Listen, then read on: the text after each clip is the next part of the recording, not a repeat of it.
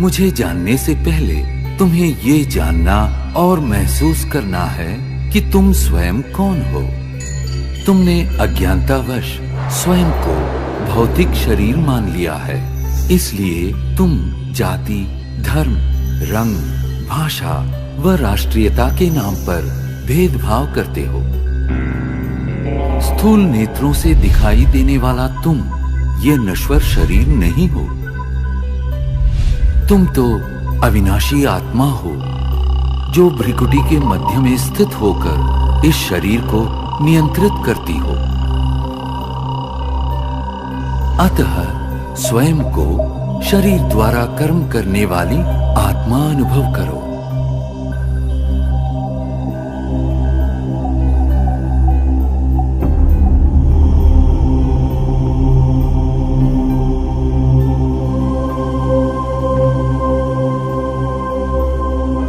अब कुछ क्षणों के लिए सांसारिक बातों व उनके वातावरण से स्वयं को अलग करो। इस देह को भूल अपने आप को भ्रिकुटी के मध्य में चमकता चैतन्य सितारा अनुभव करो। वास्तव में तुम यही हो, अति सूक्ष्म ज्योतिर्बिंदु आत्मा। अब क्रमशः तुम्हारी यात्रा आरंभ होती है। इस भौतिक दुनिया और देह से ऊपर उठकर नीले गगन की ओर।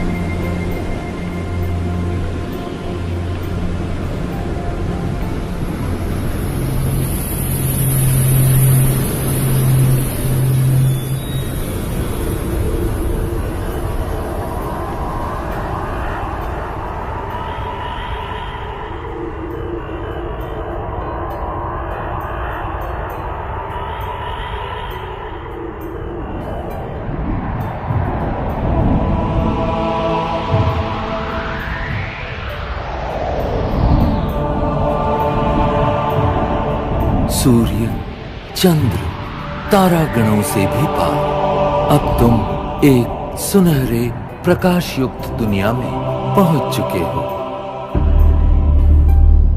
ये वो आत्माओं की दुनिया है जिसे ब्रह्मलोक, शांति धाम, मुक्ति धाम व परम धाम कहा जाता है। ये मधुर शांतिपूर्ण दुनिया तुम आत्माओं का और मेरा भी मूल निवास स्थान है। मैं तुम आत्माओं का पिता, परम पिता परमात्मा शिव हूं। तुम आत्माओं की तरह मैं भी अति सूक्ष्म हूं। ज्योतिर्बिंदु होते हुए भी ज्ञान गुणों में सिंधु के समान हूं। मैं सर्वशक्तिमान जन्म मृत्यु के चक्र से परे होने के कारण सदा पावन हूं। तुम सब आत्माएं मेरी प्रिय संतान हो। प्रारंभ में तुम आत्माएं भी मेरे साथ परम धाम में ही निवास करती थी। बाद में तुम जन्म और कर्म का अविनाशी अभिनय करते सृष्टि नाटक मंच पर अवतरित होते हो।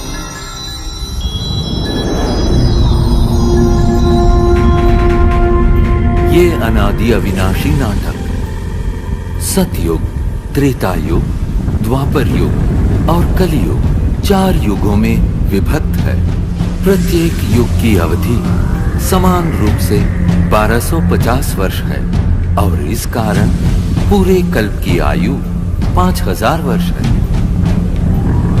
हर 5000 वर्ष में इस सृष्टि चक्र की हूबहू पुनरावृत्ति होती रहती है। कल्प के आरंभिक काल में सभी प्राणी और प्रकृति के 5 तत्व पावन थे। उस समय संसार सुख, शांति और आनंद से परिपूर्ण था।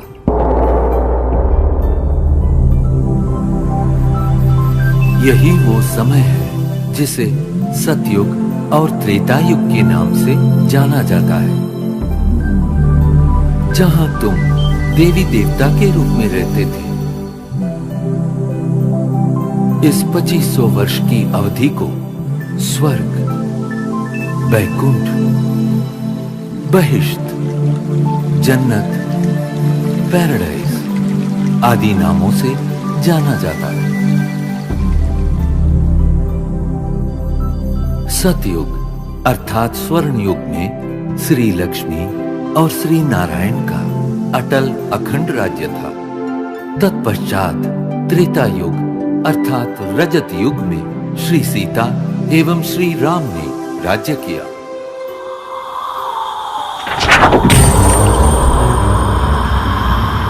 द्वापर युग में देहभान के कारण तुम विकारों में प्रविष्ट हो गए और इस कारण अपनी शक्तियां खोने लगे। इस अवधि में भिन्न भिन्न धर्म पिताएं आए और अपना धर्म स्थापित किए। प्रारंभ में इन धर्मों की स्थापना सारी मानव जाति को एक सूत्र में बांधने और उनका सही मार्ग प्रदर्शन करने के लिए हुई थी। अब इस कलियुग अर्थात कलह युग में मानव मन में विद्यमान 5 विकार चरम सीमा पर है, जिनके कारण 5 तत्व प्रदूषित हो गए हैं और तुम शांति एवं खुशियों से वंचित हो गए हो। परिणामतः दुख अशांति के दलदल से मुक्ति पाने के लिए तुम मुझे पुकारने लगे। यदा यदा हि धर्मस्य ग्लानिर्भवति भारत अभ्युत्थानमधर्मस्य तदात्मानं सृजाम्यहम् परित्राणाय साधूनां विनाशाय च दुष्कृतां धर्म संस्थापनार्थाय संभवामि युगे युगे। जब जब धर्म की ग्लानि होती है एवं अधर्म व पाप में वृद्धि होती है, तब तब सत धर्म की स्थापना और श्रेष्ठ विश्व नव निर्माण हेतु मैं धरती पर अवतरित होता हूँ। इस दिव्य व पावन अवतरण के काल को संगम युग कहते हैं। कलियुग और सतयुग के संगम का ये समय अत्यंत कल्याणकारी है। गीता में दिए इन वचनों के अनुसार अब भारत भूमि पर मेरा अवतरण हो चुका है।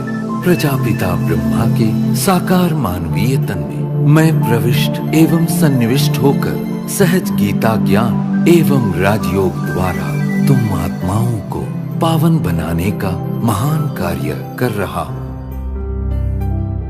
अब तुम देह सहित देह के सर्व संबंधों को भूल स्वयं को आत्मा निश्चय कर मुझ परम पिता परमात्मा को याद करो। यही राजयोग है जिसके द्वारा तुम्हारे जन्म जन्मांतर के विकर्म दग्ध होंगे और तुम सर्व गुणों एवं सर्व शक्तियों से संपन्न हो जाओगे। याद रखो, प्रकृति के 5 तत्व भी तुम्हारे इसी संपन्नता की प्रतीक्षा कर रहे हैं। मेरे प्यारे बच्चों, मैं वही हूं जिसे तुम अनेक वर्षों से खोज रहे हो। मैं तुम्हारा अनादि पिता हूं। मैं जो हूं, जैसा हूं, मुझे भली भांति पहचानो और मेरी श्रीमत पर चलो, ताकि आने वाले